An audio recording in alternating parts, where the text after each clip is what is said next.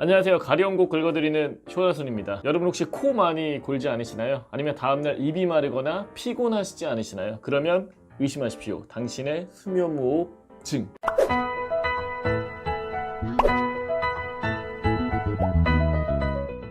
요즘에 코골이 심하신 분 생각보다 많은 거 아시죠? 그렇다고 코골이가 있다고 해서 무조건 수면 무호흡을 가지고 있는 건 아닙니다. 근데 돈 들여서 병원 가는 것도 애매하신 분들을 위해서 준비했습니다. 집에서 간단히 확인할 수 있는 수면 무호흡 자가진단법. 네, 우선 네이버에다가요 대한수면의학회를 검색을 해줍니다.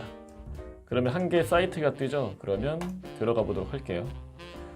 X 쳐주고 좌측 하단에 보면 수면무호흡 자가진단 칸이 있어요. 그래서 이쪽을 클릭을 해서 들어가면은 설문지가 있는데 본인의 개인정보를 넣고 그리고 아래 이제 질문이 있습니다. 그러면 한번 작성을 해보도록 하겠습니다. 효자손, 나이 36, 키는 제가 180은 아니고요 74, 3이고요. 네, 몸무게는 지금 62, 성별은 남자, 목둘레는 제가 미리 재봤는데 23 정도가 나옵니다. 아래 이제 체질량 지수가 20.72가 나왔어요. 체질량 지수는 아시겠지만 이제 비만 정도라고 보시면 되고요. 요게 이제 20 미만은 저체중, 그리고 20에서 25는 정상 체중, 25부터 30은 과체중, 30 미만은 비만, 35 이상은 고도 비만. 그래서 본인이 살을 빼야 되는지 쪄야 되는지 체크를 한번 해주시고, 저는 이제 최근 5년간 체중 변화가 조금 있긴 했습니다. 그리고 당신이 잠을 잘 때 코를 곱니까 100% 곱니다. 100%. 그리고 코 고는 소리가 얼마나 큽니까?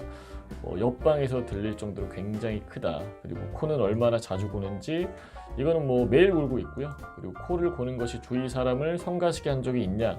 제가 언제 한번 어머니랑 같이 잔 적이 있었는데 아무리 내 자식이어도 도저히 같이 못 자겠다, 뭐 그렇게 할 정도로 주변 사람들에게 정말 피해를 크게 주고 있습니다. 그리고 잠자는 동안 주변 사람들로부터 얼마나 자주 숨이 멈춘다고 들었습니까? 이것도 뭐 사실 거의 매일이고, 잠을 자고 일어난 후에 얼마나 자주 피곤함을 느끼냐, 이거는 이제 일주일에 한 서너 번 정도. 그리고 깨어있는 동안 얼마나 자주 피곤함을 느끼시는지, 이거는 이제 일주일에 한두 번 정도 있었습니다. 그리고 차를 운전할 때 졸음운전을 한 적은 다행히도 아직까지는 없고요. 고혈압도 다행히 아직까지도 없이 정상이다. 이거를 클릭을 하면 위에 이제 폐쇄성 수면무호흡 고위험군 범주에 속해 있습니다. 그래서 이거를 보고 아, 내가 수면무호흡 가능성이 있겠구나 하시고 병원에 가서 검사를 한번 받아보시면 좋을 것 같고요. 이거 다 무조건 폐쇄성 수면무호흡 고위험군 나오는 거 아니냐 해서 제가 검사를 다시 한번 해보도록 할게요. 이거를 X 치고 자가진단에 들어가서 5년간 체중 변화 있었다고 치고 잠을 잘 때 코를 고냐, 예. 그리고 코 고는 소리가 얼마나 크냐, 숨소리보다 뭐 약간 크다. 그리고 얼마나 자주 코를 고냐, 한 달에 한두 번 정도. 그리고 코 고는 것이 주위 사람을 성가시게 한 적이 있냐, 아니요. 잠자는 동안 주변 사람들로부터 얼마나 자주 숨이 멈춘다고 들었냐, 이거는 뭐 한 달에 한두 번 정도 체크를 해주고요. 그리고 잠을 자고 일어난 후 얼마나 자주 피곤함을 느끼는 건, 이것도 뭐 한 달에 한두 번 정도로. 그리고 아래 것도 한 달에 한두 번. 차를 운전할 때 졸음운전 없고 고혈압 없다고 하면 정상입니다. 이런 식으로 나오거든요. 그래서 본인이 정상인지 아니면 수면 무호흡 고위험군에 있는지에 대한 부분은 이쪽 대한수면의학회 홈페이지에 들어가면 확인이 가능하다. 그래서 이런 식으로 한번 본인 자가진단 한번 해보시고요.